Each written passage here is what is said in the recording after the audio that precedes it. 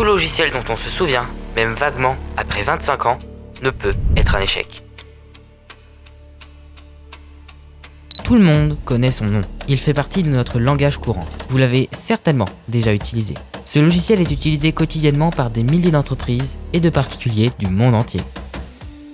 Son interface peut paraître simple et familière à quiconque s'y essaiera. Ce logiciel est devenu depuis sa première version en 1987 par Forsout l'icône des présentations orales. Vous l'aurez compris, il s'agit de PowerPoint.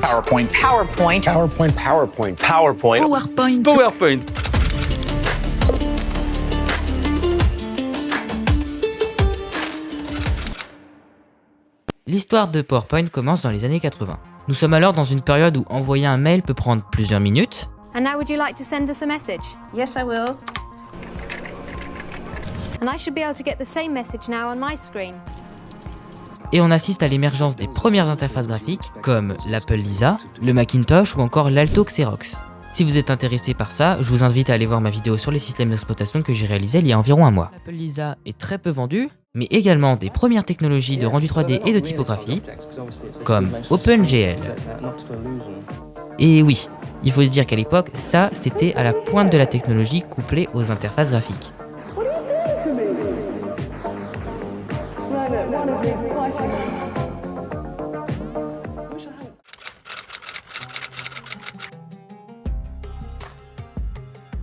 Forsout a été créé par deux anciens employés d'Apple, Robert Campbell et Tyler Pollman, en janvier 1983. Bon, on peut le dire, les débuts de Forsout ont été assez chaotiques. Un grand nombre de personnes non qualifiées ont été recrutées au sein de l'entreprise, s'en sont suivies des expulsions massives. Après 18 mois, l'entreprise n'a abouti à aucun résultat concret. Son objectif à sa création était de tirer profit de la transition technologique des ordinateurs de terminal vers les ordinateurs personnels avec des interfaces graphiques. Le plan de Forsout aurait surtout ressemblé au projet VisiOn, commercialisé un an plus tard, en décembre 1983. VisiOn aurait pu être comparé à une version préliminaire de Windows. Il incluait donc VisiOn, évidemment, un gestionnaire d'interface graphique, et ce tableur, VisiCalc. Les ventes furent un véritable échec. VisiOn n'était pas ergonomique et extrêmement lent, et moche en plus de ça. Alors même qu'il nécessitait un disque dur spécifique, coûteux et difficile à trouver sur le marché. La sortie de l'Apple Lisa un mois plus tard acheva de le faire tomber complètement dans l'oubli.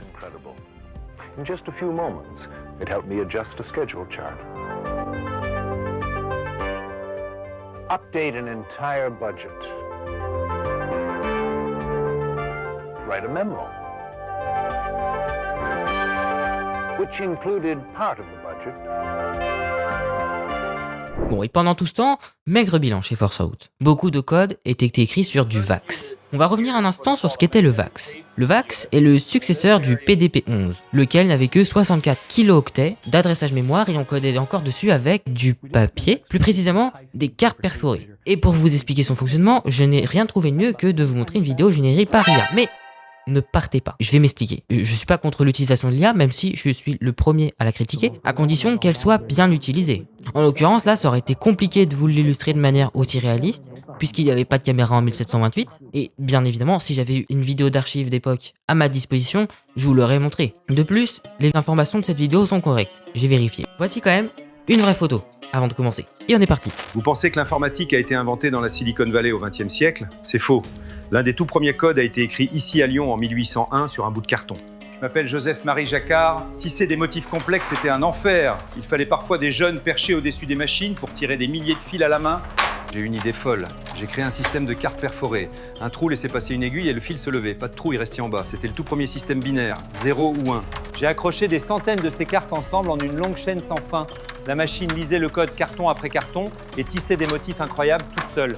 Sans mes petits cartons troués pour faire des rideaux à Lyon, il n'y aurait jamais eu de code informatique ni de Silicon Valley. Alors, c'est plutôt pas mal pour de l'IA. Ça change des stupidités habituelles. Mais du coup, j'en étais où déjà? T'en étais au VAX. Ah oui, merci. Il est temps de revenir à Forsout. Ils avaient donc beaucoup de code écrit sur ces machines, mais rien de concret à proposer. Mais ces deux fondateurs, Robert Campbell et Tyler Pollman, n'avaient pas prévu de le rester longtemps. Ils recrutèrent donc un vice-président et un vice-président du marketing. Cette situation a amené à faire des dépenses importantes, mais toujours aucun produit susceptible de générer du revenu. Bien évidemment, pour procéder à une nouvelle levée de fonds, les investisseurs réclamèrent une démonstration de ce qui avait déjà pu être fait. Il était donc impératif que d'ici la date de la démonstration, qui s'annonçait extrêmement décevante, Robert Campbell et Taylor Pollman aient un plan pour améliorer la situation, en se constituant une nouvelle équipe. Robert Gaskins avait déjà rencontré l'équipe de Force Out pendant plusieurs mois, en 1984, pour une éventuelle embauche plus tard. La journée The Lab Day Demonstration, le 23 avril 1984, approchait et toujours pas de vice-président. Et c'est ainsi que 2 jours avant The Lab Day, et plusieurs mois après leurs premiers échanges, Force Out recontacta en urgence Robert Gaskins pour y venir. Force Out jugea ainsi que la candidature de Robert Gaskins était la meilleure, du fait de ses compétences en informatique. Bon, en effet, à l'époque, les personnes qui recrutaient ne pouvaient pas savoir si une personne était bonne ou pas en informatique pendant un entretien, ce qui n'était pas le cas de Robert Gaskins. Robert Gaskins assista donc à cette journée en tant qu'observateur. La présentation s'est avérée extrêmement décevante. Il eut l'occasion de discuter avec Bob Metcalfe, alors président de 3Com et inventeur de l'Ethernet chez Xerox PARC. Bon, évidemment, les investisseurs se montrent de plus en plus méfiants, mais étonnamment, il semblait envisager la situation avec beaucoup d'optimisme. Il reconnaissait que l'entreprise avait mal démarré, mais soutenait une relance potentielle, à condition de changer complètement de stratégie, évidemment. Parce que Force Out était, à cette époque, une des rares entreprises à s'intéresser au domaine des interfaces graphiques et des ordinateurs personnels. En 1981, Apple possédait 29% du marché de l'ordinateur maison, IBM 3%. En 1983, Apple possédait 23% du marché contre 33% à IBM. Pendant que Robert Gaskins fit ses premiers pas à Force Out, en tant que responsable des études du marché, et en profita pour licencier à peu près la moitié de l'équipe de développement due à leur manque de compétences, pour ne garder que Peter Bishop, également ancien de chez Xerox, il a pu faire la connaissance de Darrell Boyle, alors directeur marketing chez Force Out, pour discuter des orientations futures de leurs produits. C'est lui qui créera plus tard la marque Macware et qui définira la stratégie pour Macintosh. Nous y reviendrons. Robert Gaskins avait développé une liste de produits potentiels qui pourraient être développés au sein de l'entreprise. Et on pouvait notamment y retrouver un support visuel pour les présentations.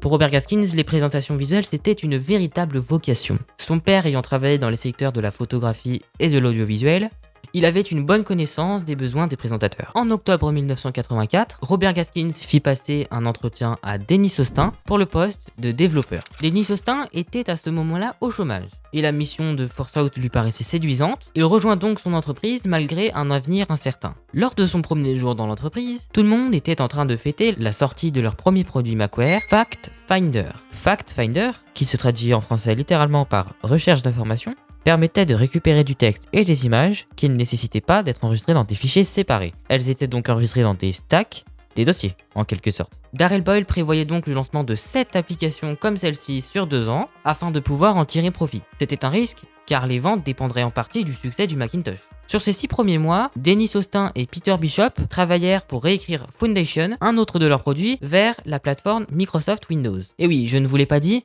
mais dès fin 1983, suite à des échanges avec Bill Gates et des événements de développeurs Microsoft, Robert Gaskins avait déjà l'intuition que Microsoft Windows serait, sur le long terme, plus répandu dans le secteur de l'informatique que Macintosh. Leur démo fut médiocre et le projet Foundation fut finalement abandonné. Bon, on retiendra tout de même quelque chose de positif de cette période, c'est que Dennis Austin a pu faire la connaissance de Robert Gaskins. Les deux hommes étaient en accord de manière générale et leur communication était efficace. Au moment où Dennis Austin et Peter Bishop travaillaient à la réécriture de Windows en avril 1985, Force Out publia un nouveau produit, FileMaker.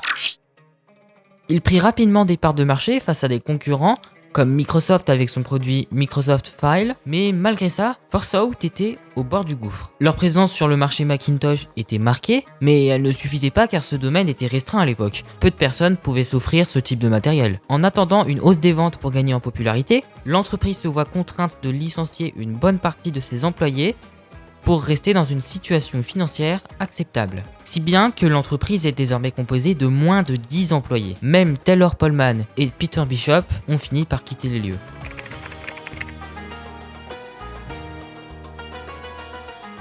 L'entreprise avait vraiment besoin d'un nouveau produit si elle souhaitait persister. La petite équipe commença alors à chercher des idées qu'il serait possible de développer avec des ressources limitées.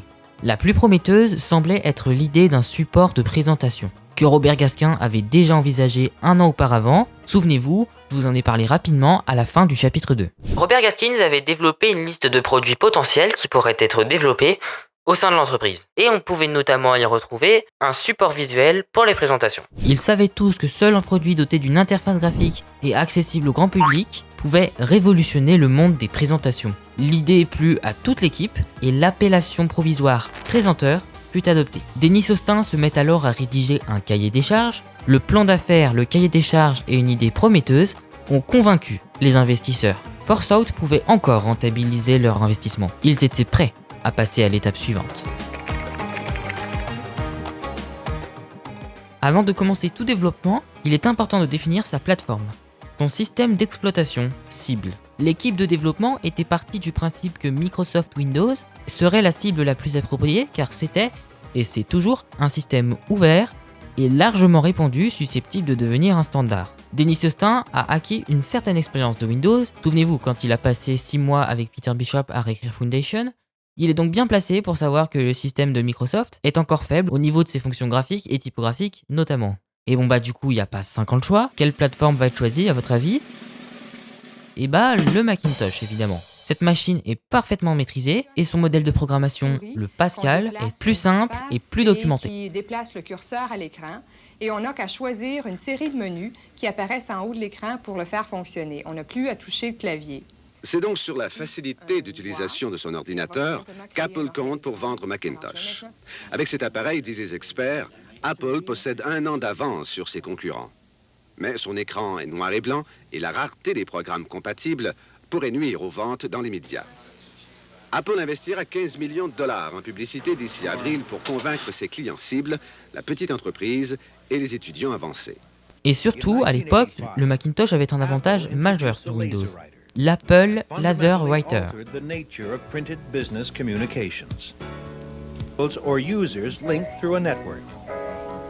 It also has the flexibility to produce the most advanced desktop publishing, including page layout, artwork, and illustration. La Laser Writer fonctionnait avec Adobe PostScript. C'est une technologie d'impression de documents qui permettait de générer les graphiques dont ils avaient besoin pour présenteurs. Certains achetaient même des Macintosh juste pour ça et utilisaient des logiciels comme MacWrite et MacDraw. C'est donc le Macintosh qui fut choisi comme plateforme de développement, mais pour plus tard et quand il sera plus mature, pour Microsoft Windows. Ils parviennent même avec leurs contacts à obtenir un financement d'Apple, son premier dans une autre entreprise d'ailleurs. Cela leur donne donc toutes les ressources nécessaires pour s'attaquer au développement de présenteurs.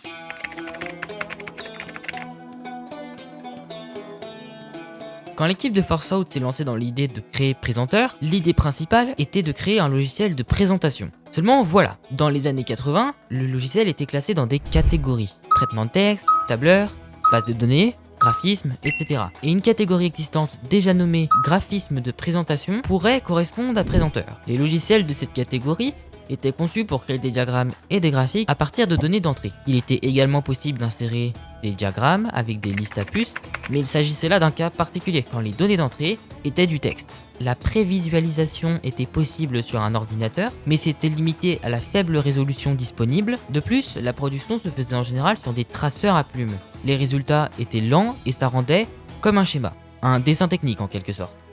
Et de ce fait, les présentations de haute qualité n'étaient pas du tout réalisées sur des ordinateurs personnels.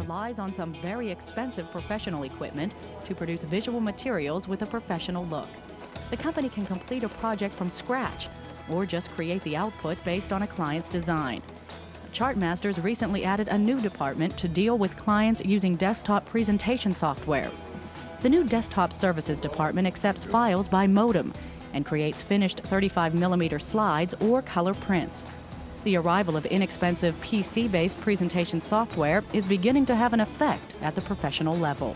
Custom production work that goes through a company like this, it's expensive. Now people are trying to save money, and that's the beauty of the desktop presentation tools. Companies can achieve the kind of professional quality image that a custom production shop produces, but they can do it for lesser costs and they have more control. That's the big sell with desktop. Donc bien évidemment, les présentateurs ne faisaient jamais eux-mêmes leur propre présentation. La plupart du temps, les entreprises disposaient de leur propre service graphique chargé de leur créer ces présentations. Bon, du coup maintenant, vous comprenez pourquoi les créateurs de présenteurs ne voulaient pas que ce dernier entre dans cette catégorie. Ils ont donc créé une nouvelle catégorie, présentation par ordinateur.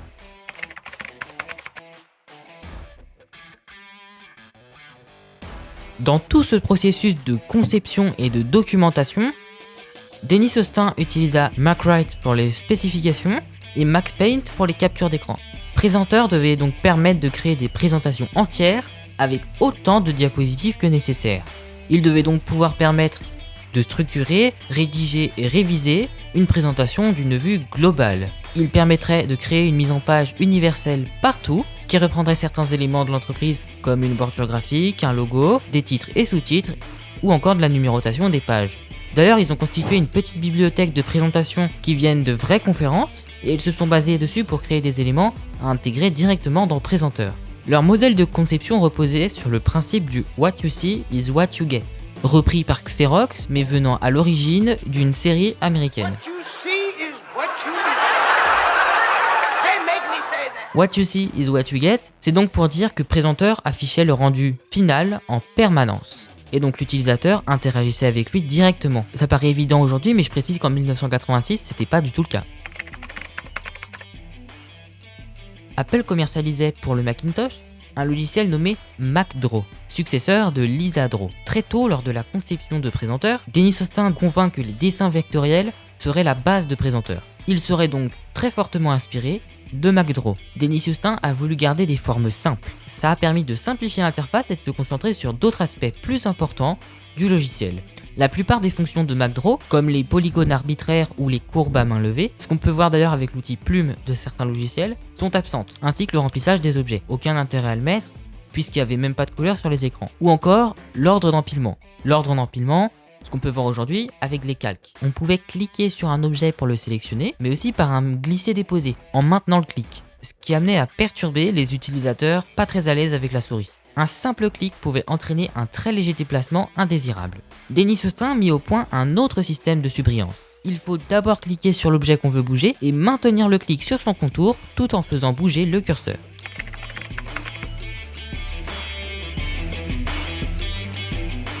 Le texte est une, si ce n'est la plus importante des fonctionnalités de Présenteur. Il se devait de fournir un texte de qualité professionnelle, digne d'un traitement de texte. Mais contrairement au traitement de texte, le texte ne s'écrivait pas directement sur la diapositive, mais dans des éléments que Denis Austin a appelés des zones de texte. Vous savez très probablement ce que c'est.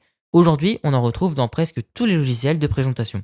C'est donc un objet qui peut disposer d'une bordure ou d'un remplissage. On peut le comparer à un document miniature, puisqu'il possède les polices, les tailles et les styles, le retour à la ligne, etc.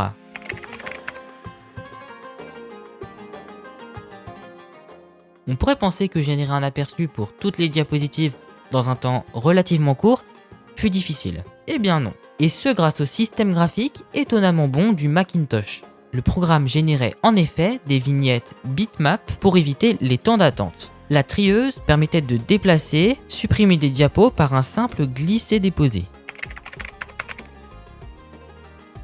Ai-je vraiment besoin de vous expliquer à quoi sert ce mode ? Redimensionner la barre des menus n'était pas très compliqué à faire en code, mais ce n'était pas disponible officiellement et le faire constituait une violation aux règles d'interface utilisateur Macintosh. Denis Austin a donc dû la présenter aux développeurs chez Apple pour qu'ils le rendent accessible. Il opta aussi pour la touche échappe pour sortir du mode plein écran.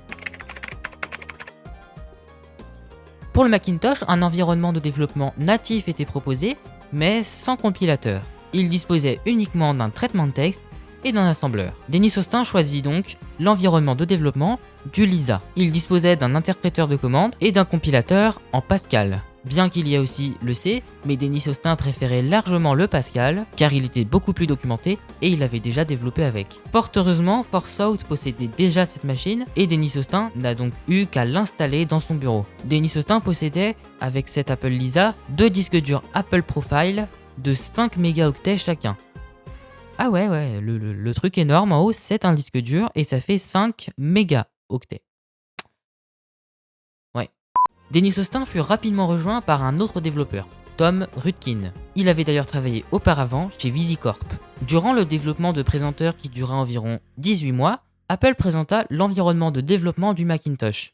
L'arrivée du nouveau Macintosh a apporté l'arrivée d'un port SCSI pour connecter un disque dur et 1 mégaoctet de mémoire inclus dans l'ordinateur. Les disques durs étant chers et les ressources limitées, ils réussirent à échanger des licences FileMaker contre des disques durs SCSI de 20 mégaoctets. Ça leur permit donc d'abandonner les vieux Lisa. Mais on ne peut pas dire que tout le monde pouvait se le permettre. Il fallait donc à tout prix une taille de fichier légère pour les présentations. Le plus lourd, ce sont évidemment les images. Beaucoup d'optimisations ont été faites afin de les compresser. Par exemple, pour les images réutilisées plusieurs fois, celles-ci étaient placées une seule fois dans la présentation et à chaque fois qu'on les réinsère, le programme ajoute une référence vers l'image. Grâce aux ventes de FileMaker et à l'investissement d'Apple, ForceOut a pu survivre. Présenteur était presque finalisé et il ne leur manquait plus que de nouvelles illustrations avec un manuel d'utilisation. Il fallait maintenant trouver un vrai nom pour Présenteur, car le nom Présenteur n'était pas disponible. Il existait déjà en marque déposée. Lors d'un voyage d'affaires, Robert Gaskins, en regardant par le hublot de l'avion, aperçut le panneau PowerPoint sur la piste, juste avant le décollage. C'est de là que vient le nom PowerPoint. Dans les nouveautés du Macintosh, on pouvait apercevoir une commande à propos dans le menu pomme. Ça nous donnait des informations sur le logiciel. Il fallait l'utiliser et Denis Austin créa l'image bitmap à l'aide de MacPaint à afficher pour cette commande. Seul le numéro de version était inséré dynamiquement. On y retrouve donc les noms de Denis Austin, Tom Rudkin et Robert Gaskin. Même s'il n'avait pas participé directement au développement, c'est lui qui avait eu l'idée de base et qui avait géré tout le financement de l'entreprise. Ainsi, le 20 avril 1987 à 16h30, PowerPoint 1.0 est officiellement publié.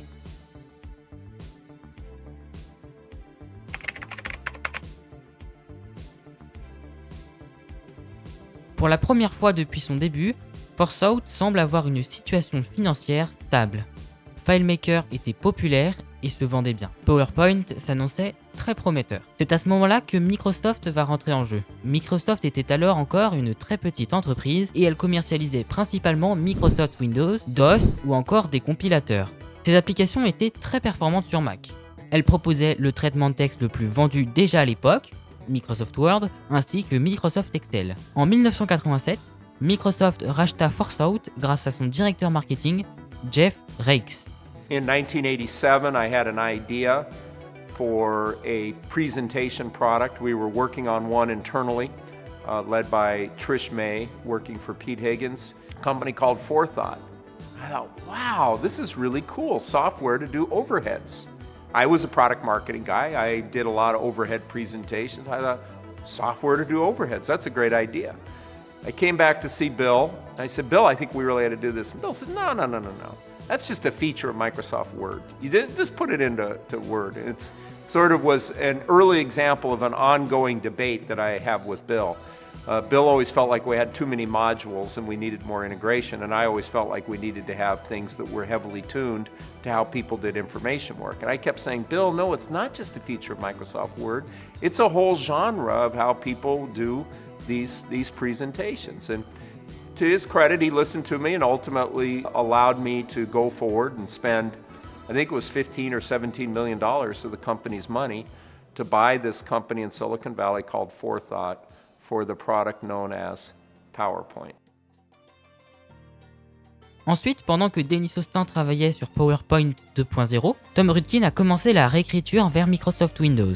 Grâce aux moyens de Microsoft, d'autres développeurs ont pu être engagés et tout était beaucoup plus facile. La tâche s'est tout de même avérée difficile, car on le sait, PowerPoint était écrit en Pascal. Un compilateur Pascal était proposé par Microsoft, mais il n'était pas performant. C'est pourquoi la décision fut prise de traduire l'intégralité du code dans le langage développé par Ken Thompson et Dennis Ritchie, le C. Le système graphique, notamment le système de texte de Windows 2.0, était particulièrement médiocre par rapport au Macintosh. Mais tout était beaucoup plus simple puisque les développeurs de PowerPoint étaient en contact avec les équipes de Windows.